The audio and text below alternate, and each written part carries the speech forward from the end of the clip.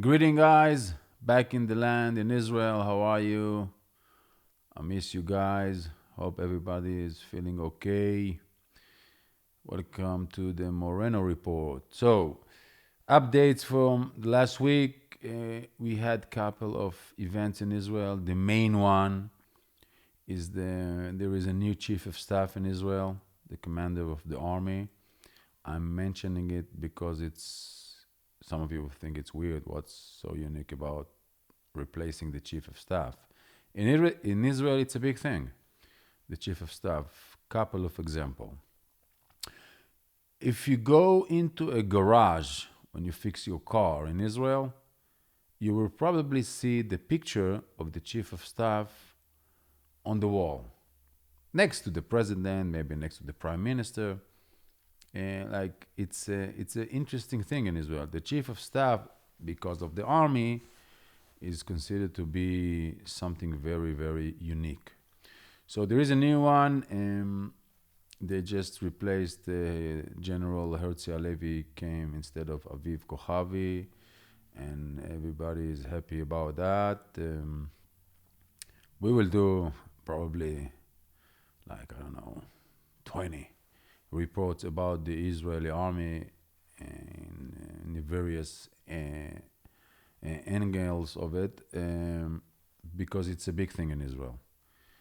David Ben Gurion in 1948, when he wrote in his memory book, when he established the Israel country or announced it, he said, "Today, 5 p.m., I'm announcing the country of Israel, and and our faith and destiny is in the hand of the army." So in Israel, the army is a big thing. We'll not go into it now, but that was this week. We have we had like in the last 3 days 5 terror attacks in the West Bank without casualties. Um, I know that some of you, if you're monitoring the news, you will probably think it's a big thing. It's not, because we don't know if it's escalating to something. The thing is in Israel that if it wasn't for the army or for the security services, you guys will probably hear about 50 terror attacks every day, if not 100 terror attacks every day. The reason you don't hear about it, it's because the security agencies in Israel are working day and night to prevent from the terrorists in the West Bank and all over Israel, by the way, to do what they are planning to do. So I don't know if the West Bank is going to escalate. The West Bank is very, in general, in the last 4, 5, 6 months, in a very intense mode. It's a result of two main things. One, the Palestinian authorities is withdrawing back in terms of security, so letting the local groups to do whatever they want. And the second reason is that Hamas in Gaza is pretty much interfering in the West Bank and encouraging other groups to attack Israel, because he doesn't want to do it through Gaza.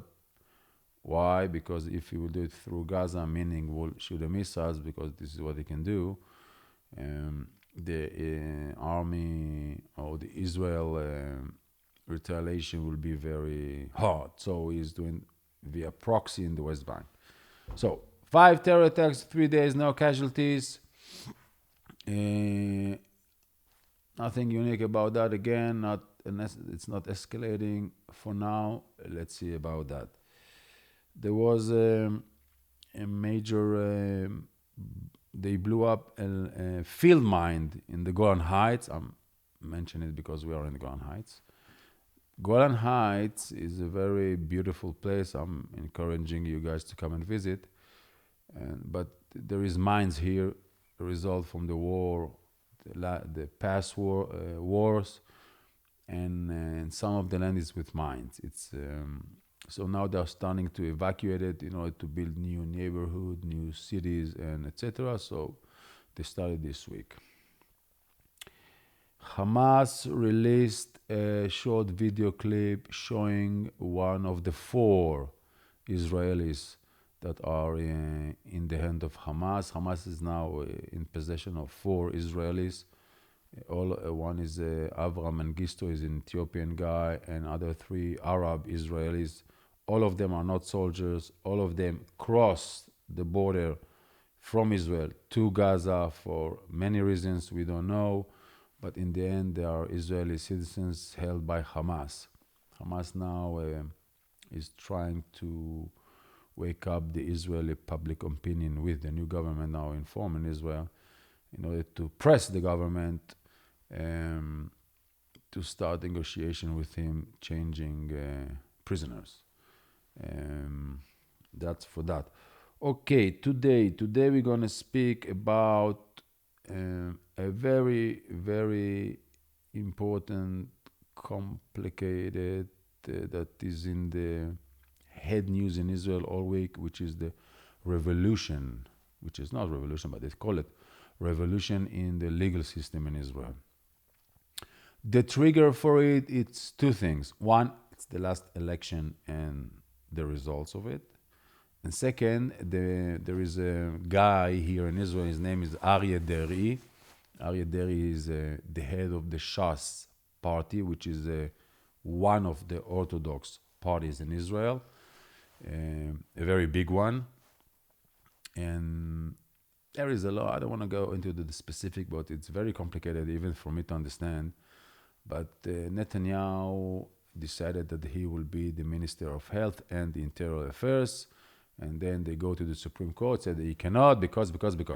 Okay, and that's the trigger for all the story. Now, let me give you some background about the Israeli legal system, and then we will go all the way what's going on in current days. So, when the Turks, the Ottoman Empire, ruled in this region, we were under that law. The Ottoman law is still exists in Israel, in the Israeli legal system, even till today, only in a very, very, very, very specific things regarding lands and etc. And then the British came, the British mandate in 1922, and naturally they kept the Ottoman law, but they said if there will be problems between the Ottoman law, meaning the Ottoman law is not right for what's going on in Israel at that time, so they will work under the British law. After Israel was established, 1948, we actually adopted the British legal system, not fully. And with the time, from a decade to a decade, Israel is developed her own legal system, but mainly based on the British legal system.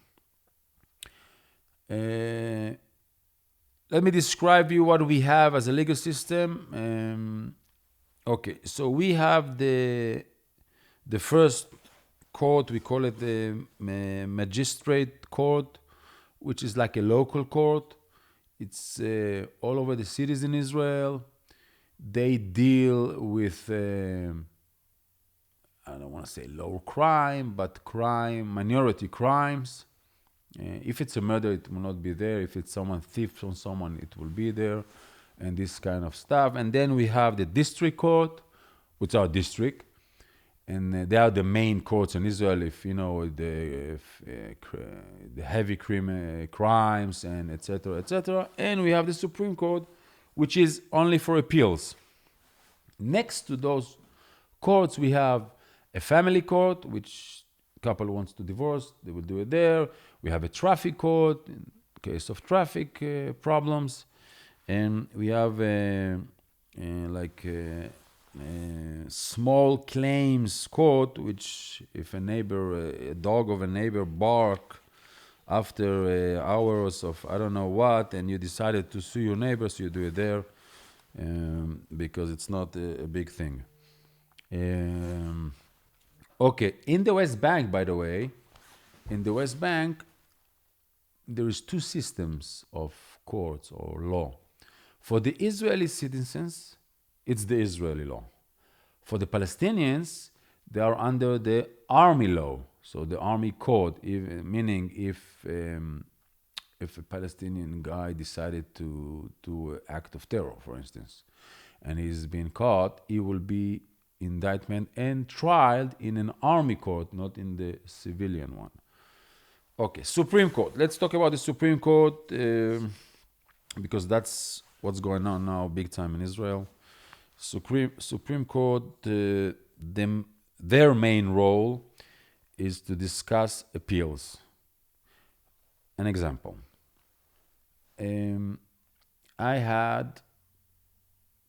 I killed someone. I haven't, but let's presume I did. I don't know if it's clever for me to say it on the record, but I didn't kill no one. Okay, it's just an example. I hope the law enforcement is watching us now. It's a joke. It's an example. I killed someone, and then I went to court. And they decided to put me in life in prison. And then I want to say no. I want to appeal. So if it was in the district court, I can go to the Supreme Court to appeal. So meaning the Supreme Court is only dealing with appeals. You don't start the trial there. You end it there. Another major job they have, like in every Supreme Court, I'm assuming around the world, is if the citizen feels that the government or the big organization hurt him, even usually it's the government. For instance, we have a law that you can do whatever you want. You can work in any line of work you want. And if the government said, no, you cannot open this business because, so you will go to the Supreme Court immediately, say, hey, they evaluated this basic law of freedom of what to do. In Israel, we don't have a constitution, which is the major reason that for all the chaos we are here now. We don't have a constitution. We have basic law. We have 14 basic law. I will run quickly on it. Another details in the Supreme Court, there is 15 judges and a president. They are elected for a 7 years, job, and in the age of 70, they retired. It's not for life. So let's see what we have as basic law, which in Israel, that's the substitute for the constitution. One is the law of the Knesset, meaning organizing what the Knesset, it's our parliament. They are 120 members of the Knesset are elected every 4 years. And those guys, their job is to overrule or oversee the government action and to bring new laws to the world if they need.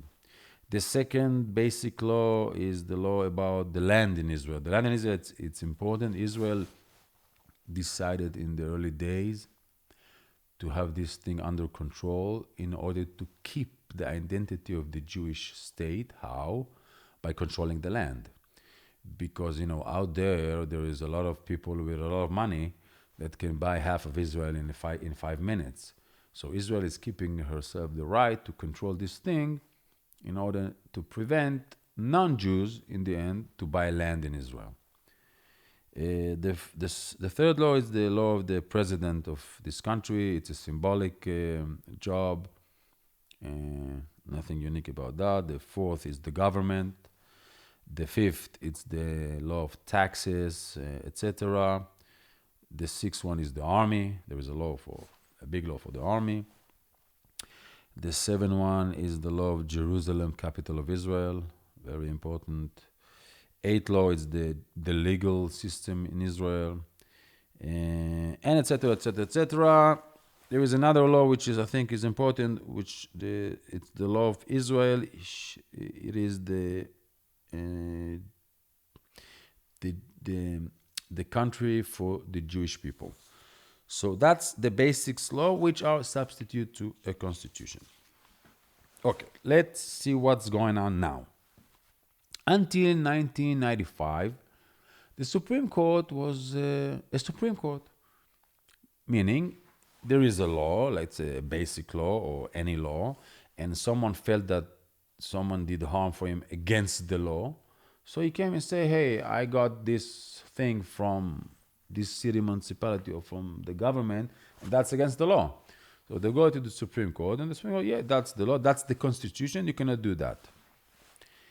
In 1995, there came a new president, Aaron Barak, a very famous law professor till today, uh, international reputation, serious guy, and decided to take the Supreme Court to be more active. That decade after decade began to cause a problem in a way that the people, the Israeli public, felt like we are actually controlled by the Supreme Court. Meaning, I'm a citizen in Israel. Okay, I voted for this party because I think they are right. I think. That's democracy, right? That's the basic of democracy. And I send them to the Knesset, and I send them to form a government in order to change things I believe in. For instance, I think that abortion is not. No, abortion is not a good idea. A good example because it goes to. I think that security prisoners in Israel, Palestinians that kill Jews, cannot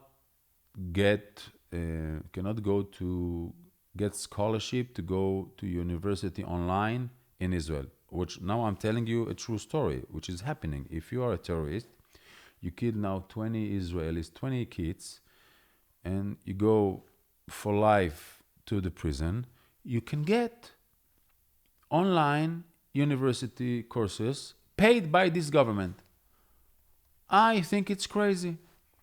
And then I'm sending a party to the government to form a law to say that's wrong. The lefties, a very radical left organization will come, go to the Supreme Court, will say, listen, this law, it's not it's not right because it's against that basic law of. And then the Supreme Court will come and will tell to the Knesset, the law you guys just did, it's illegal. Sounds crazy, right? So that's the reality. And the trust of the Israeli public in our legal system for the last 3-4 decades is very, very low. Like if you have Israeli friends, I'm telling you, the majority of them will tell you we don't trust our legal system. We don't trust them. Not everybody, not everywhere, but in general, the Israeli public feel inconvenient, to say the least, with our legal system.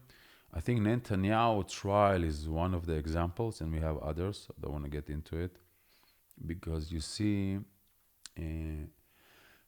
4, 5, 6 years of trial with Netanyahu, and the media was all over it, and every day breaking news. He do that, he take that, he did that, he did that, and stories and stories and stories. And then the trial began.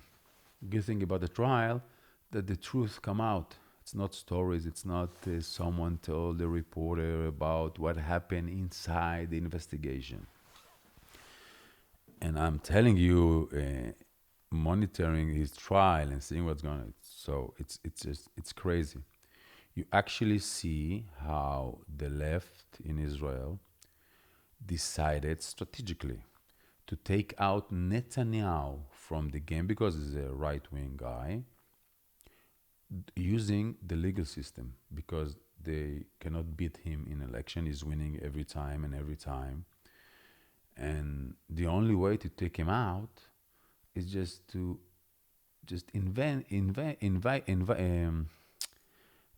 tell stories about things he did. We're not getting into that. The Netanyahu trial should have a special report, but that's what's causing, or caused, by the way, the Israeli rage last time in the election, and put again Netanyahu and the right parties into power. By the way, all of the right wing in Israel voters that vote last elections did it for one reason. They said, we said, they said, we are sending you back to the government in order to change the legal system. That's Siri. She's Israeli.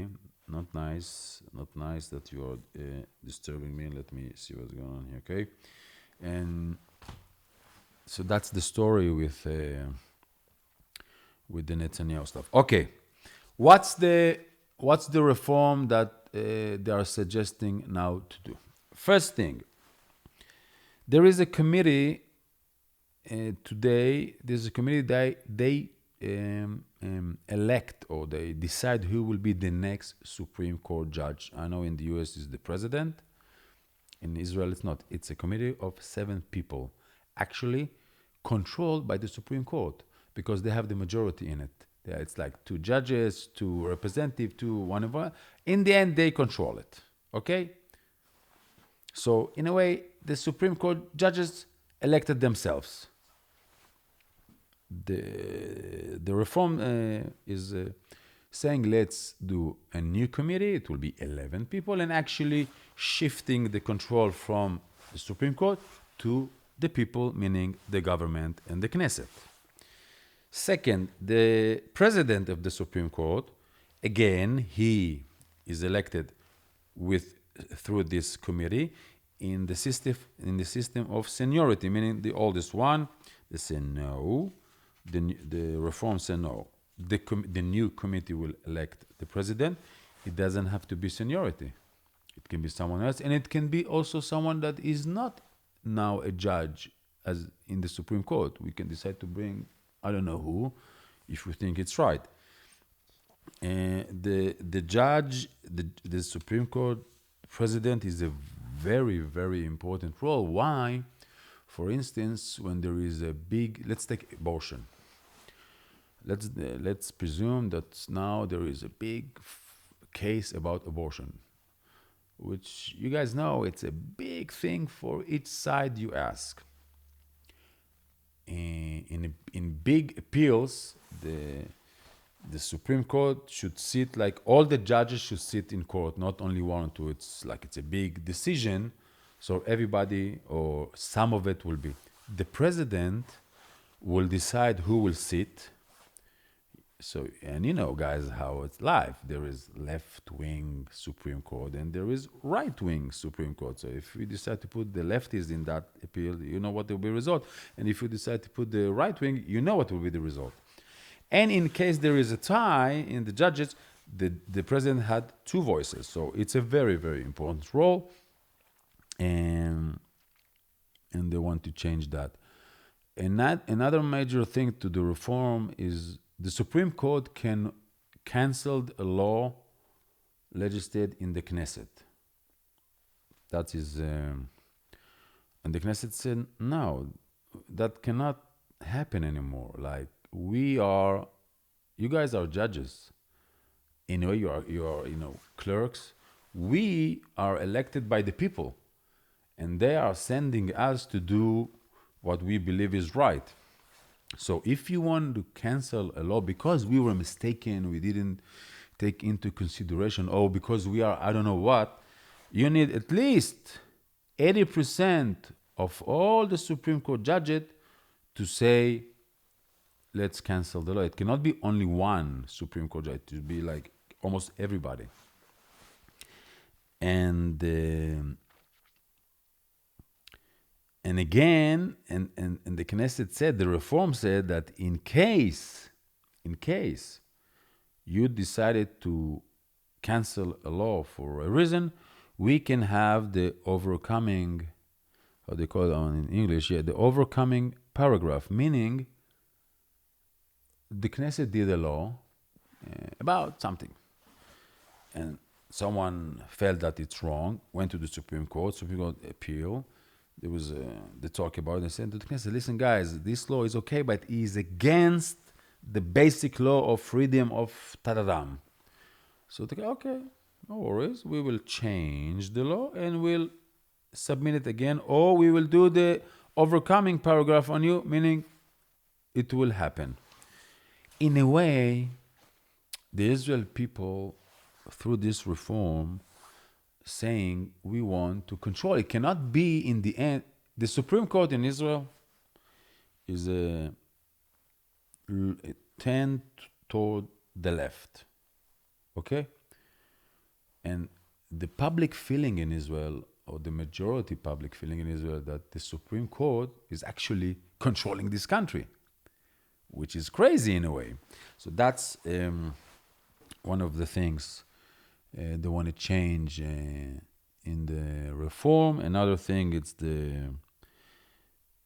we have a very weird system in Israel, actually.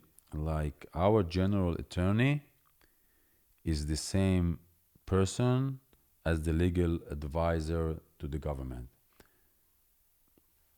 To make it simple for you guys, think about in the US, the president legal advisor will be also the general attorney. That cannot work.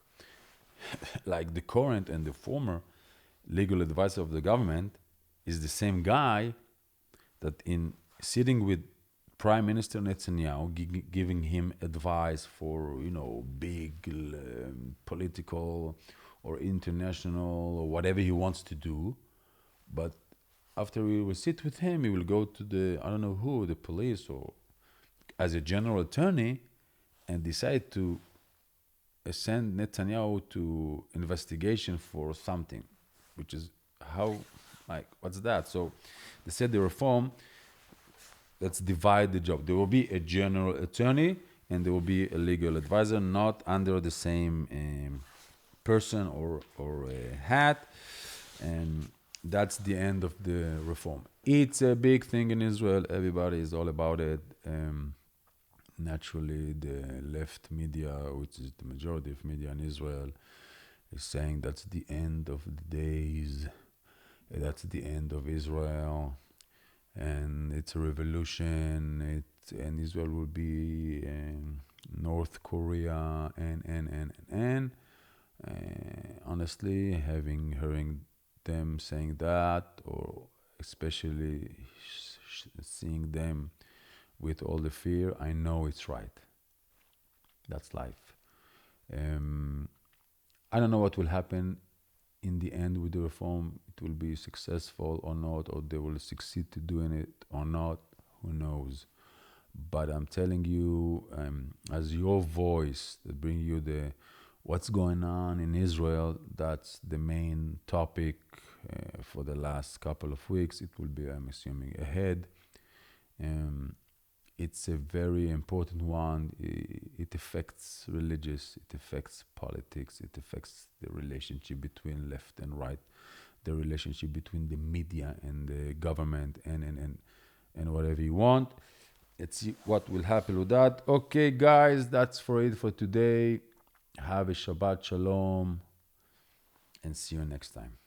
Hey guys, I want to remind you about our $5 a month giving campaign. If you want to have an impact on the unreached and unengaged of the world, if you want to see the gospel go forth into the 1040 window, it's as simple as giving $5 a month. We like to say you could give up a cup of coffee and change the Middle East. If you're interested in doing so, you can check out the link below. I believe it's faimission.org/donate or faistudios.org/donate. Thank you very much.